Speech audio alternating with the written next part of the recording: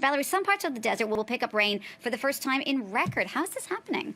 I mean, it is a very rare, perhaps even historic weather pattern. And so the Sahara receives little to no rain at all per year. And when it does rain, it's just an average of 3 inches per year. And so some parts of the desert, as you were saying, we'll see 5 times that average. If you add it up, it doesn't sound like a lot, but it's actually years worth of rain in just a couple of days for some of these countries. So multiple rounds of showers, thunderstorms will most likely hit countries like Mali, Chad, Libya, Niger, Algeria, Sudan, and Morocco. And so the Sahara Desert, which you can see behind me in yellow, is normally an area with high pressure. And so that prevents the formation of clouds and storms. So essentially moisture building up. And that's why the desert is so dry.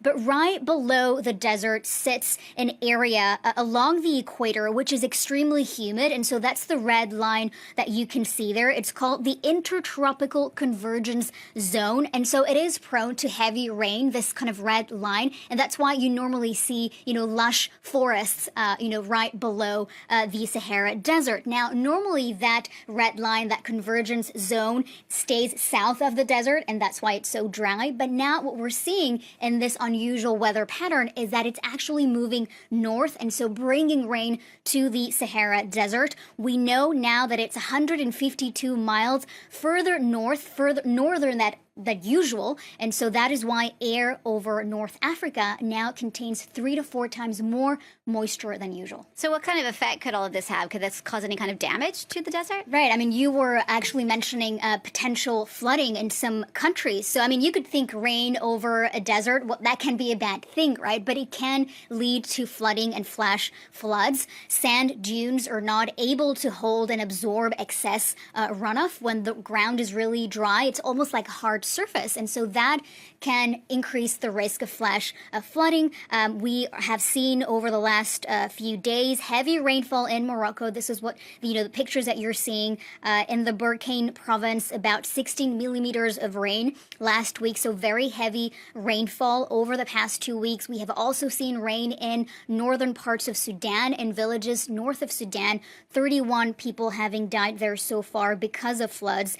And you can really think of this again as soil not being able to hold water, and it's pretty much what you see as well with climate change induced droughts that really hold up a lot of moisture in the atmosphere, followed by heavy rain. That is really a catastrophic cocktail, and that can also happen with desert rain. Valerie, you mentioned climate change. I mean, obviously it makes you wonder if that's what's behind all of this. Right. I mean, a rare weather pattern doesn't always have, the fingerprints of climate change all over it. You can have just an unusual weather pattern. At this stage, nobody can actually tell whether this is due to climate change. What we call attribution science, the field of attribution science, it essentially linking specific weather phenomenons with climate change. It takes a lot of data, a lot of time, and so you can't just claim that something is due to climate change. But I think it's really interesting to think of it in the context of climate change, of course, because it's easy to associate